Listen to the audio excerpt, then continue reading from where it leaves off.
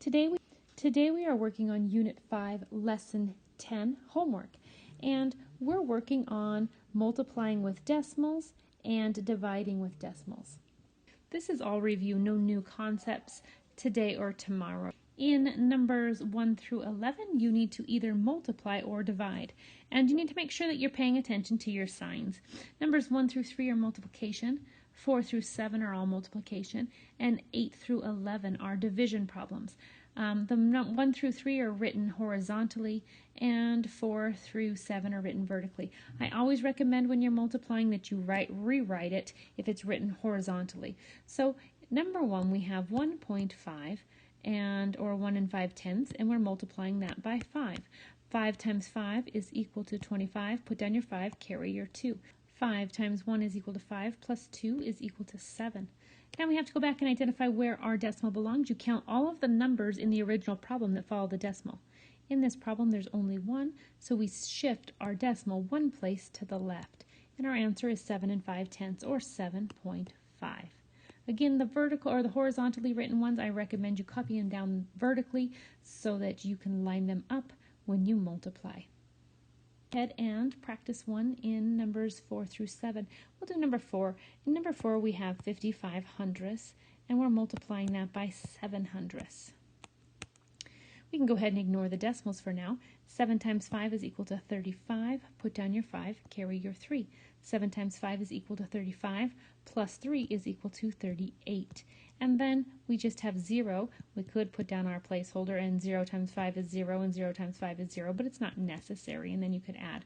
But it's just 385, and we need to then identify where our decimal belongs. We need to count all of the numbers that follow the decimal in the original problem. We have 1, 2, 3, 4 numbers. So we have to start on the far right, and we have to shift 4 places. 1, 2, 3, 4, and then we put our decimal. Well, we have a blank spot, so we have to fill that in with a 0. So our answer is 0.0385. And that 0 is not written very well, so let me fix that one. All right, let's go ahead and practice one of the division problems in 8 through 11. Number 8, we have 0.3 or 3/10 as our divisor, and we have a dividend of 0.108 or 108 thousandths. We can see that in the divisor we have a decimal, so we need to shift that decimal 1 place to the right to get a whole number in our divisor. Anything do we do to the divisor, we have to do to that dividend, so we're going to shift our decimal 1 place in our dividend as well. First thing we do every time is put our decimal on the line. 3 cannot go into 1. 3 can go into 10 3 times without going over. 3 times 3 is equal to 9. So I can go ahead then and subtract my 10 minus 9, which is equal to 1.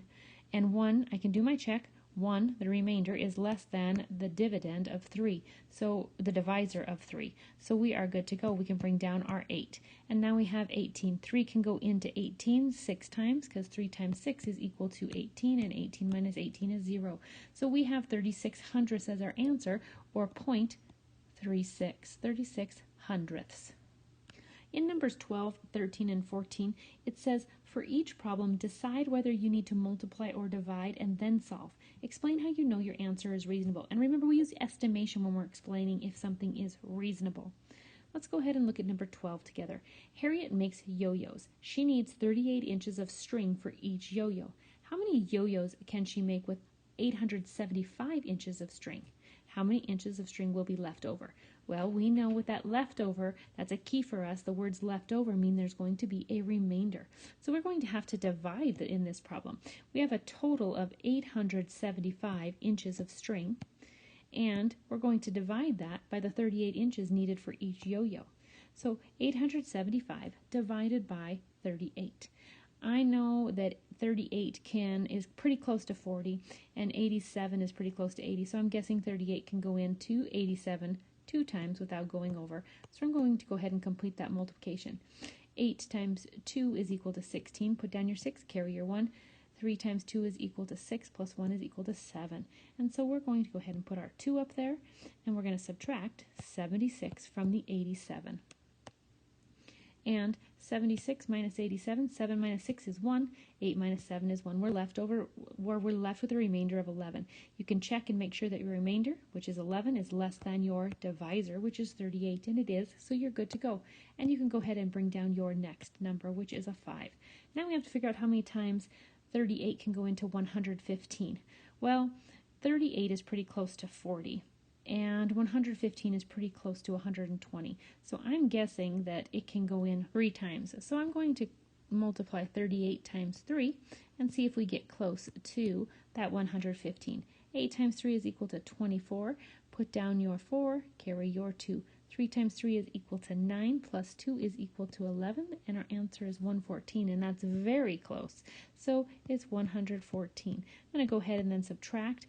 5 minus 4 is equal to 1. 1 minus 1 is equal to 0. 1 minus 1 is equal to 0. So we're left with a remainder of 1. So it's 23, remainder 1. Again, the problem said, how many yo-yos can she make with 875 inches of string? Well, we know she can make 23 yo-yos. She can make 23 yo-yos. And we have a remainder of 1. And so that means the second question was how many inches of string will be left over? 1 inch left. And that was our remainder, that 1, remainder of 1. So we had 1 inch left. You can go ahead and complete the rest of this page on your own. When you have finished, please take a picture of your work, attach it to your assignment, upload, and turn it in on Teams.